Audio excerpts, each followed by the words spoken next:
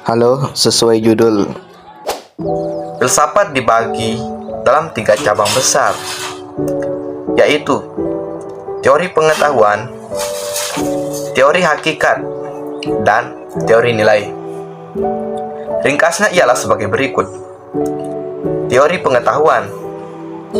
Teori pengetahuan membicarakan cara memperoleh pengetahuan, disebut epistemologi. Teori hakikat.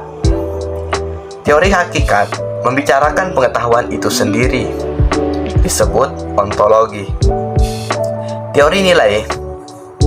Teori nilai membicarakan guna pengetahuan itu, disebut aksiologi. Nah, sekarang mari kita lihat sedikit lebih luas dan dalam, yaitu epistemologi. Epistemologi membicarakan sumber pengetahuan dan bagaimana cara memperoleh pengetahuan. Tatkala manusia baru lahir, ia tidak mempunyai pengetahuan sedikit pun. Nanti, tatkala ia 40 tahunan, pengetahuannya banyak sekali. Sementara kawannya yang seumur dengan dia mungkin mempunyai pengetahuan yang lebih banyak daripada dia dalam bidang yang sama atau berbeda. Bagaimana mereka itu masing-masing mendapat pengetahuan itu? Mengapa dapat juga berbeda tingkat akurasinya? Hal-hal semacam ini dibicarakan di dalam epistemologi. Istilah epistemologi untuk pertama kalinya muncul dan digunakan oleh J.F. Ferrier pada tahun 1854. Pengetahuan manusia ada 3 macam, yaitu pengetahuan sains, pengetahuan filsafat, dan pengetahuan mistik. Pengetahuan itu diperoleh manusia melalui berbagai cara dan dengan menggunakan berbagai alat. Ada beberapa aliran yang berbicara tentang ini. Yang pertama, aliran empirisme. Kata ini berasal dari kata Yunani empirikos yang berasal dari kata empirida, artinya pengalaman. Menurut aliran ini, manusia memperoleh pengetahuan melalui pengalamannya. Dan bila dikembalikan kepada kata Yunaninya, pengetahuan yang dimaksud ialah pengalaman indrawi. Manusia tahu es dingin karena ia menyentuhnya, gula itu manis karena ia mencicipinya. Nah, ada bapak aliran ini atau aliran empirisme ini, yaitu Bapak John Locke. Pada zaman modern mengemukakan teori tabula rasa, yang secara bahasa berarti meja lilin. Maksudnya, bahwa manusia itu pada mulanya kosong dari pengetahuan. Lantas pengalamannya mengisi jiwa yang kosong itu. Ia memiliki pengetahuan. Mula-mula, tangkapan indera yang masuk itu sederhana. Lama-kelamaan ruwet. Lalu, tersusunlah pengetahuan berarti.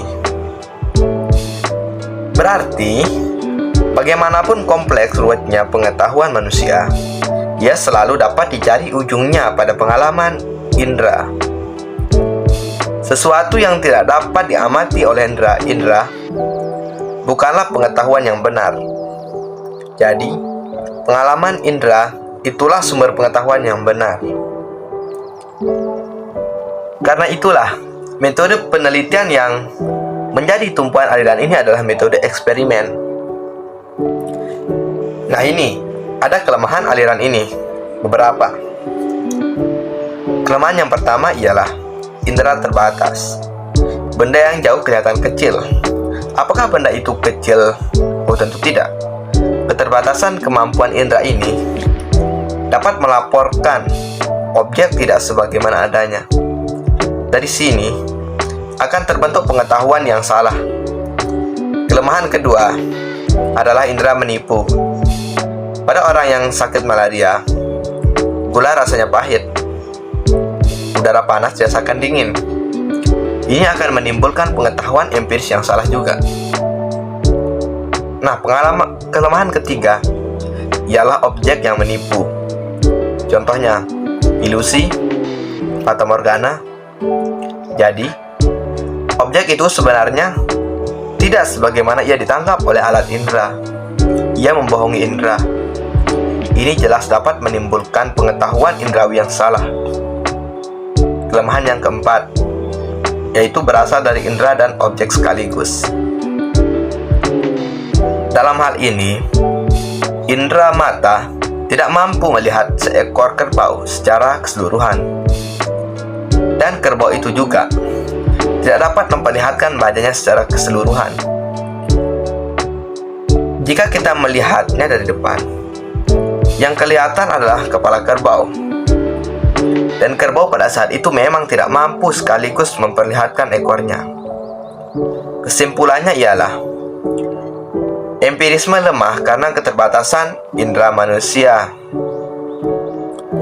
Ada aliran lain yang mirip dengan empirisme. Apa itu? Yaitu sensasionalisme. Aliran ini diartikan sensasi artinya rangsangan indrawi. Secara kasar, sensasi sama dengan pengalaman indrawi.